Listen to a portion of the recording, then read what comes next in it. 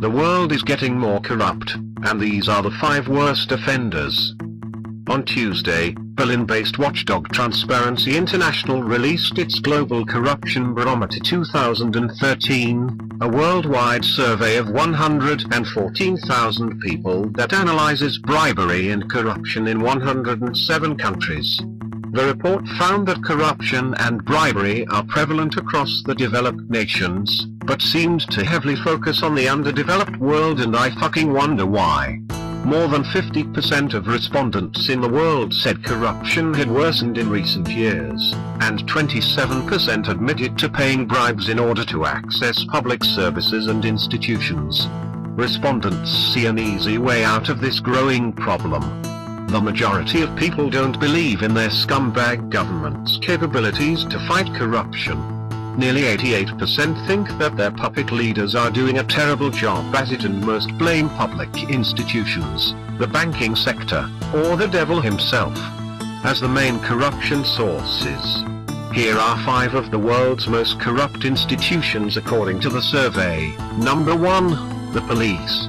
For years now, many people in countries like America, Mexico and Venezuela have learned an important lesson. If you have a problem with the law, avoid the police, because you might end up with even more problems.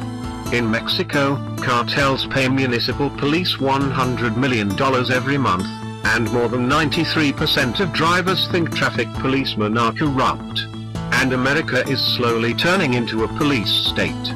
The report says there is one solution to that problem: female police officers. In Venezuela, the Interior Minister excoriated his entire force last month.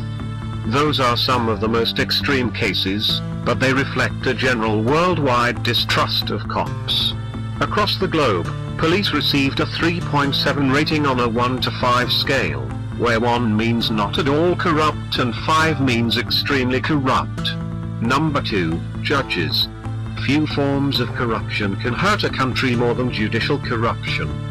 The rule of law tends to disappear when people don't trust the justice system. If you don't think a judge can help you, there is a greater chance you will take justice in your own hands or allow those who wronged you to escape with impunity. There are 20 countries where people think the judiciary is the most corrupt institution.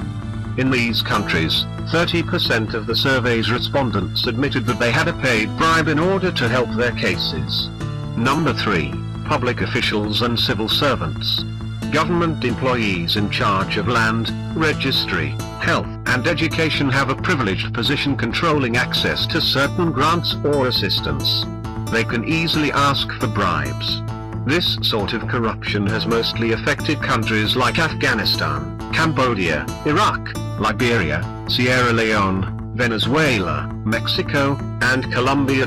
Countries where agrarian and civil conflicts have divided the population and enabled governments to centralize power in big bureaucracies.